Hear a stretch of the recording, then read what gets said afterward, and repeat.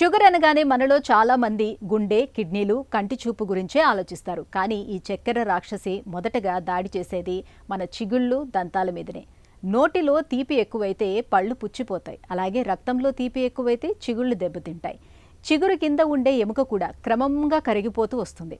చివరకు ఆరోగ్యకరమైన దంతాలు కూడా ఊడిపోయే ప్రమాదం ఉంటుందని చెబుతారు డాక్టర్లు. మధుమేహంతో దంతాలకు ఎదురయ్యే ఇబ్బందులు ఎలా ఉంటాయో, వాటిని అధిగమించేందుకు ఏం చేయాలో ఇప్పుడు తెలుసుకుందాం.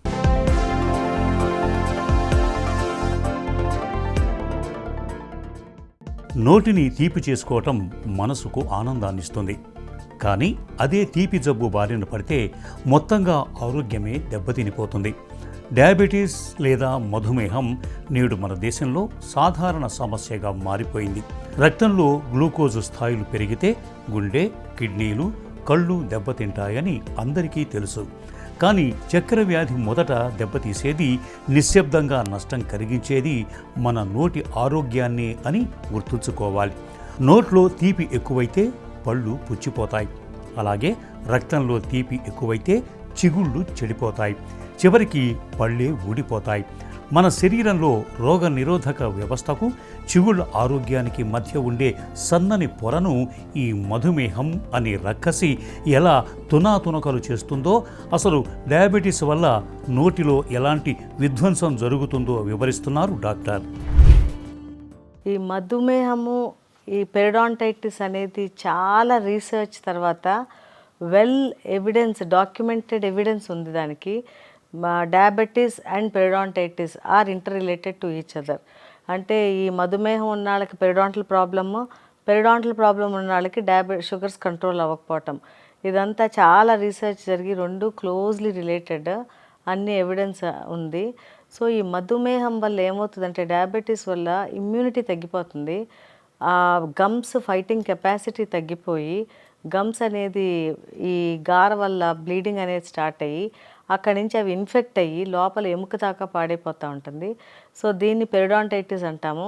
ఒక ఇన్ఫెక్షన్ గమ్స్లోనే ఉంటే కనుక దాన్ని జింజివైటిస్ అని. అది ఆ గమ్స్ నుంచి, అంటే ఆ చిగుళ్ళ నుంచి లోపలికి వెళ్ళి అక్కడ ఎముక కూడా అరిగిపోతూ ఉండి, ఆ ఎముక అరిగిపోయి పస్ అనేది ఫామ్ అవుతే అది పెరిడాంటైటిస్ అని అంటాము.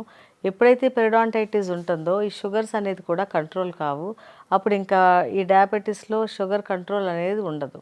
మన రక్తంలో గ్లూకోజ్ స్థాయిలు నిలకడగా లేనప్పుడు లాలాజలంలో కూడా గ్లూకోజ్ పరిమాణం విపరీతంగా పెరుగుతుంది. ఇది నోటిలోని హానికర బ్యాక్టీరియాకు పంచదార పాకల్లాంటి సహజ విందుగా మారుతుంది. సాధారణంగా మన నోటిలో ఉండే లాలాజలం సహజంగా పళ్లను శుభ్రపరుస్తూ ఉంటుంది. కానీ మధుమేహం వచ్చాక లాలాజల గ్రంథులు దెబ్బతింటాయి. దీంతో జెరోస్టోమియా అంటే నోరు పొడిబారటం అనే సమస్య ఎదురవుతుంది. నోరు పొడారిపోయినప్పుడు లాలాజలం ఉత్పత్తి తగ్గి బ్యాక్టీరియా వేగంగా విస్తరించి ప్లేక్ అనే జిగట పొరను ఏర్పరుస్తుంది. ఇది క్రమంగా గట్టిపడి టార్టార్గా మారి చిగుళ్ల వాపుకు దారితీస్తుంది. దీన్ని మొదట్లోనే గుర్తించకపోతే పరిస్థితి పెరియాడోంటైటిస్ అనే తీవ్రమైన స్థాయికి చేరుకుంటుంది.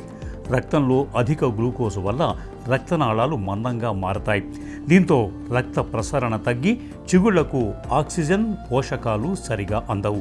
ఫలితంగా చిగుళ్ళు, పళ్లను గట్టిగా పట్టుకొని ఉండే ఎముక కరిగిపోవటం మొదలవుతుంది. చెట్టు వేళ్లు సడలితే వృక్షం కూలిపోయినట్లుగా ఎముక కరిగిపోవటంతో ఆరోగ్యకరమైన పళ్ళు కూడా కదిలి ఊడిపోవటం మొదలవుతుంది. సో షుగర్ ఉన్న వాళ్ళకి ఏమవుతుంది, బ్లడ్ షుగర్స్ చాలా ఎక్కువ ఉంటాయి. సో వీళ్ళకి ఏంటంటే, ఈ బాడీలో అంటే మన నోట్లో ఏది తీసుకున్నా కూడా ఈ నెంబర్ ఆఫ్ మైక్రో ఆర్గానిజమ్స్ ఉంటాయి. సో ఎప్పుడైతే ఈ షుగర్ ఉంటుందో ఈ మైక్రో ఆర్గానిజమ్స్కి ఇమ్యూనిటీ ఉండదు. సో ఇమ్యూనిటీ లో ఉంటే షుగర్ వల్ల ఇవి ర్యాపిడ్గా మల్టిప్లై అయిపోయి మన పళ్ళ మీద, చిగుళ్ళ మీద డిపాజిట్ అవుతూ ఉంటాయి. సో మన తినే షుగర్స్ వీటికి ఇంకా న్యూట్రిషన్ కింద అయ్యి ఇంకా అవి మల్టిప్లై అయ్యి ఈ గమ్స్ కింద ఒక రకమైన గారలాగా ఫామ్ అవుతూ ఉంటాయి. సో ఎప్పుడైతే ఈ గమ్స్ కింద గారుందో, లో ఇమ్యూనిటీ వల్ల గమ్స్కి ఫైటింగ్ చేసే కెపాసిటీ తగ్గి ఆ గమ్స్ నుంచి బ్లీడింగ్ అనేది స్టార్ట్ అవుతూ ఉంటుంది. సో ఈ గమ్స్లో ఇన్ఫ్లమేషన్ స్టార్ట్ అయ్యి, ఈ బ్లీడింగ్ స్టార్ట్ అయ్యి స్లోగా గమ్స్ వాచి బ్లడ్ వచ్చి, అప్పుడు ఈ లోపల ఉన్న గార ఇంకా డిపాజిట్ అవుతూ ఉంటుంది. సో వాళ్ళకి బ్రష్ చేద్దామంటే బ్లీడింగ్ ఉంటే చాలామంది భయపడిపోతూ ఉంటారు. అందుకని ఈ లోకల్గా వాడే మౌత్ వాషెస్ అట్లాంటివన్నీ వాడి బ్లీడింగ్ కంట్రోల్ చేస్తుంటారు. కానీ లోపల గార్ అనేది అలా ఉండిపోతుంది. సో ఎప్పుడైతే గారు ఉందో, ఈ డయాబెటీస్లో లో ఇమ్యూనిటీ ఉంటుందో, అప్పుడు ఇది వెళ్ళి లోపల ఎముక మీద ఇన్వేట్ చేసి ఆ ఎముకను కూడా అరగదీసేస్తూ ఉంటుంది. ఎప్పుడైతే లోపల బోన్ అరుగుతుందో ఒక గ్రాన్యులేషన్ టిష్యూ ఫామ్ అవుతుంది. ఆ గ్రాన్యులేషన్ టిష్యూ ఇన్ఫెక్ట్ అయ్యి దాని నుంచి పస్ అనేది వస్తూ ఉంటుంది. దాన్నే పెరియోడాంటైటిస్ అని అంటాము. సో ఎప్పుడైతే ఇది బోన్ వెళ్ళి అక్కడ ఇన్ఫెక్షన్ స్టార్ట్ అవుతుందో ఈ బ్లీడింగ్ గమ్స్ కూడా తగ్గి గమ్స్ ష్రింక్ అయిపోతూ ఉంటాయి. సో ఈ గమ్స్ ష్రింక్ అయిపోయి ఈ టూత్లో కదలిక అనేది స్టార్ట్ అవుతూ ఉంటుంది. ఈ టూత్లో మొబిలిటీ వచ్చినాక ఇన్ బిట్వీన్ టీత్ గ్యాప్స్ వస్తాయి. ఈ గ్యాప్స్ ఇంకా పెరిగి పెరిగి పన్ను లూజ్ అయ్యి తర్వాత పన్ను అనేది ఊడిపోతూ ఉంటుంది.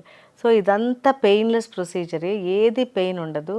మనకి వచ్చే సిమ్టమ్ ఏంటంటే నోట్లో బ్లీడింగ్ ఫస్ట్, తర్వాత బ్యాడ్ బ్రెత్, తర్వాత అన్బేరబుల్ బ్యాడ్ బ్రెత్ కూడా ఉంటుంది. షుగర్ జబ్బు మూలంగా దంతాల్లో సమస్యలు మొదలైనప్పుడు లక్షణాలు చాలా స్పష్టంగా కనిపిస్తూ ఉంటాయి. ఉదయం పళ్ళు తోముకునేటప్పుడు చిగుళ్ళ నుంచి రక్తం కారటం, నోటి నుంచి దుర్వాసన రావటం, చిగుళ్ళు ఎర్రబడి వాపు రావటం, తింటున్నప్పుడు సరిగా నమలలేకపోవటం, పళ్ల మధ్య ఖాళీలు పెరగటం, దంతాలు కదలటం వంటి సమస్యలు కనిపిస్తూ ఉంటాయి. ఆశ్చర్యకరమైన విషయం ఏమిటంటే మధుమేహం, పెరియాడోంటైటిస్ మధ్య 2-way స్ట్రీట్ అంటే ద్విముఖ సంబంధం ఉంటుంది. అంటే షుగర్ లెవెల్స్ పెరిగితే చిగుళ్ళ జబ్బు వస్తుంది. అలాగే చిగుళ్లలో ఇన్ఫెక్షన్ ఉంటే అది రక్తంలోకి సి రియాక్టివ్ ప్రోటీన్, సైటోకైన్స్ వంటి వాపుకారక ఇన్ఫ్లమేటరీ రసాయనాల్ని వదిలి ఇన్సులిన్ నిరోధకతను పెంచుతుంది. ఫలితంగా ఎన్ని మందులు వాడినా షుగర్ లెవెల్స్ అదుపులోకి రావు. పరిశోధనల ప్రకారం తీవ్రమైన చిగుళ్ల జబ్బుతో బాధపడే వారిలో HbA1c స్థాయిలు పెరిగే అవకాశం 3 రెట్లు ఎక్కువగా ఉంటుందని అధ్యయనాలు వెల్లడిస్తున్నాయి. ఎనీ డయాబెటిక్ పేషెంట్ మీరు దంతవైద్యుడికి వెళ్ళినప్పుడు మీ షుగర్ ఇంత ఉందని వాళ్ళకి చెప్పండి. మీ HbA1c ఎంత ఉందో వాళ్ళకి చెప్పండి. ఈ షుగర్స్ మీకు ఎట్లా ఉంటాయి రెగ్యులర్గా, యూజువల్గా మీకు ఏమన్నా హైపోగ్లైసిమిక్ అటాక్ అంటే షుగర్ బ్లడ్లో తగ్గి మీకు ఏమన్నా పడిపోతారా కళ్ళు తిరిగి, లేదా షుగర్ ఎక్కువగా ఉండి కళ్ళు తిరిగి పడతారా, అట్లాంటివన్నీ వాళ్ళకి క్లియర్గా ఎక్స్ప్లెయిన్ చేయాలి. సో మీరు డయాబెటిక్ అని చెప్పి అది కంట్రోల్లో ఉందో లేదో డెంటిస్టులు చూసుకుంటారు. ఒకవేళ అన్కంట్రోల్ డయాబెటీస్ అయితే ఫస్ట్ మీ షుగర్ కంట్రోల్ చేసి తర్వాతే పన్ను తీస్తాము. సో మీరు అవన్నీ డెంటిస్ట్తో మాట్లాడండి ఫస్ట్ మీ డయాబెటిక్ దీని గురించి. సో అవన్నీ మాట్లాడినాక మీ షుగర్స్ కంట్రోల్లో పెట్టుకుని వాళ్ళు అప్పుడు మీకు ఎక్స్ట్రాక్షన్ అనేది చేస్తారు మీకు పన్ను తీయాల్సిన అవసరం ఉంటే. సో పన్ను తీసేటప్పుడు మీరు రెగ్యులర్గా మీకు హైపోగ్లైసిమిక్ అటాక్ వస్తుందా, వస్తే మీరు ఏం చేస్తారు అనేది కూడా వాళ్ళకి చెప్పండి. సో వాళ్ళు ఏం చేస్తారంటే గ్లూకోమీటర్ దగ్గర పెట్టుకుని మీ షుగర్ లెవెల్స్ చూసుకుంటా ఇన్ కేస్ మీకు హైపోగ్లైసిమియా వస్తే ఇమీడియట్గా మీకు వాళ్ళు గ్లూకోజ్ ఇచ్చి మిమ్మల్ని అందులో నుంచి బయటికి తీసుకొస్తారు. సో డ్యూరింగ్ ప్రొసీజర్ ఏ ప్రాబ్లం ఉన్నా, అంటే మీకు హైపో ఉన్నా హైపర్ ఉన్నా వాళ్ళు ట్రీట్ చేస్తారు ఇబ్బంది పడకుండా. సో వాళ్ళు దానికి అన్నీ రెడీగా పెట్టుకుంటారు. తర్వాత మీకు పన్ను తీసేసినాక పోస్ట్ ఆపరేటివ్ కాంప్లికేషన్స్ రాకుండా కూడా చూసుకోవాలి. అవేంటంటే post operative infections are more in diabetic patients than normal. కాబట్టి వాళ్ళు పళ్ళు తీసినాక మీకు ప్రాపర్ యాంటీబయాటిక్ కవరేజ్ అవన్నీ ఇస్తారు. So proper sterilisation, proper antibiotic coverage ఇచ్చి మిమ్మల్ని వీక్లీ చెకప్ చేసి మొత్తం హీల్ అయ్యే వరకు వాళ్ళు ఫాలో చేస్తారు. కాబట్టి మీకు షుగర్ ఉన్నప్పుడు మీ ప్రాబ్లమ్స్ అన్నీ కూర్చుని వాళ్ళకి చెప్పి ఆ తర్వాత మీరు పన్ను తీపించుకోండి. నెక్స్ట్ ఏంటంటే మీకు ఈ షుగర్ లెవెల్స్ కంట్రోల్లో ఉన్నాయా లేదా అనేది వాళ్ళకి ప్రాపర్ డాక్యుమెంటేషన్ వాళ్ళ దగ్గర తీసుకుంటారు. సో మీకేంటంటే అది కంట్రోల్లో ఉన్న ర్యాండమ్ బ్లడ్ షుగర్స్ చూసుకుని దాని ప్రకారం మీకు ట్రీట్మెంట్ అనేది ఇస్తారు. షుగర్ మూలంగా తలెత్తిన దంత సమస్యలకు ఆధునిక వైద్యంలో చక్కటి చికిత్సలు అందుబాటులో ఉన్నాయి. చికిత్సలో భాగంగా ముందుగా రక్తంలో HbA1c పరీక్ష ద్వారా గత 3 నెలల సగటు షుగర్ లెవెల్స్ను తెలుసుకుంటారు. ఆపై పెరియోడెంటల్ ప్రోబింగ్, OBG ఎక్స్రే ద్వారా చిగుళ్ల ఎముక క్షీణత తీవ్రతను నిర్ధారిస్తారు. చికిత్స విషయానికి వస్తే ప్రారంభ దశలో స్కేలింగ్, రూట్ కెనాల్ ద్వారా దంతాల మధ్య పేరుకుపోయిన బ్యాక్టీరియాను తొలగిస్తారు. ఇన్ఫెక్షన్ తీవ్రంగా ఉంటే లేజర్ ద్వారా, ఫ్లాప్ సర్జరీ ద్వారా చిగుళ్లను బాగు చేస్తారు. కోల్పోయిన ఎముక కోసం బోన్ గ్రాఫ్టింగ్ చేస్తారు. అయితే ఈ చికిత్సలు విజయవంతం కావాలంటే HbA1c స్థాయి 7 కంటే తక్కువగా ఉండాలి.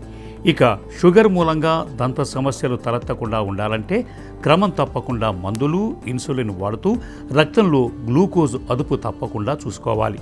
తిన్న తర్వాత ఫ్లాసింగ్ చేయటాన్ని అలవాటు చేసుకోవాలి. నోరు పొడిబారకుండా సరిపడా నీరు తాగుతూ ఉండాలి. 6 నెలలకు ఒకసారి తప్పనిసరిగా దంత వైద్యుణ్ణి సంప్రదించాలి.